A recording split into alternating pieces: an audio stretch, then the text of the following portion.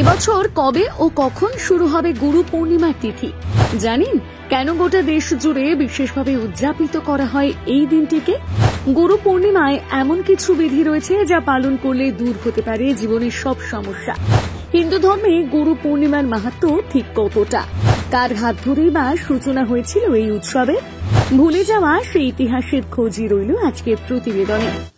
ভারতীয় সনাতনী সমাজে গুরু পূর্ণিমা এমন এক বৈদিক প্রথা যার মাধ্যমে গুরুর প্রতি শ্রদ্ধা জ্ঞাপন করেন শিষ্য।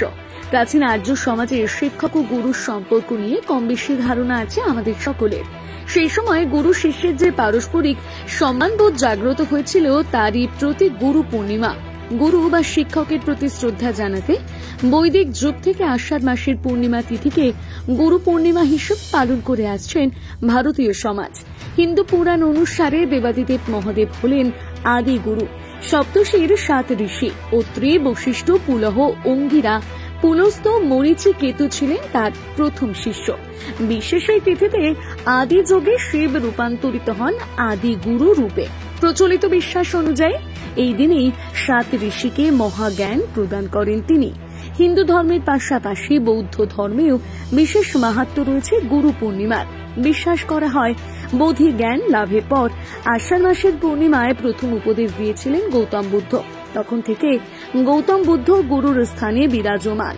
ভারতের অনেক স্থানে গুরু পূর্ণিমার দিনটিকে পালন করা হয় মহাঋষি বেদব্যাসের জন্মতিথি হিসেবে। 18টি পুরাণ ছাড়াও মহাভারত ও শ্রীমদ্ ভাগবত রচনা করেন মহাঋষি বেদব্যাস। চলতি বছর আগামী 10ই জুলাই বাংলার 25শে আষাঢ় বৃহস্পতিবার পালিত হবে পূর্ণ গুরু পূর্ণিমা তিথি।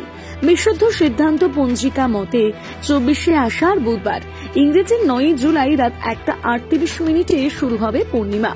25শে আষাঢ় বৃহস্পতিবার, ইংরেজির 10ই জুলাই রাত 2:07 সমাপ্তি ঘটবে গুরু পূর্ণিমা তিথির। গুপ্ত প্রেস পঞ্জিকা মতে পূর্ণিমা তিথি আরম্ভ হবে 24শে আষাঢ় বুধবার, ইংরেজির 9ই জুলাই রাত 1:19:46। তিথির সমাপ্তি ঘটবে 25শে আষাঢ় বৃহস্পতিবার, ইংরেজির 10ই জুলাই রাত 2:02:53। শাস্ত্র বিশেষজ্ঞরা জানাচ্ছেন দেবগুরু বৃহস্পতির সাথে বিশেষ সম্পর্ক রয়েছে এই দিনটির।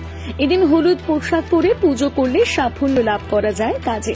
গুরু পূর্ণিমায় স্নানের পর নাভি ও মস্তকে জাফরানের তিলক লাগালে প্রখর হয় স্মৃতিশক্তি। জাফরান মেশানো খাবার খেলে লাভ করতে পারেন বিশেষ উপকার। গুরু পূর্ণিমার দিন অশ্বত্থ গাছে জল নিবেদন করে 7 বার পরিক্রমা করলে মুক্তি মেলে সকল ধরনের গ্রহদেশ থেকে। গুরু পূর্ণিমার পুজোয় হলুদ ফুল ও প্রসাদ নিবেদন করলেও লাভ করা যায় লক্ষ্মী নারায়ণের আশীর্বাদ।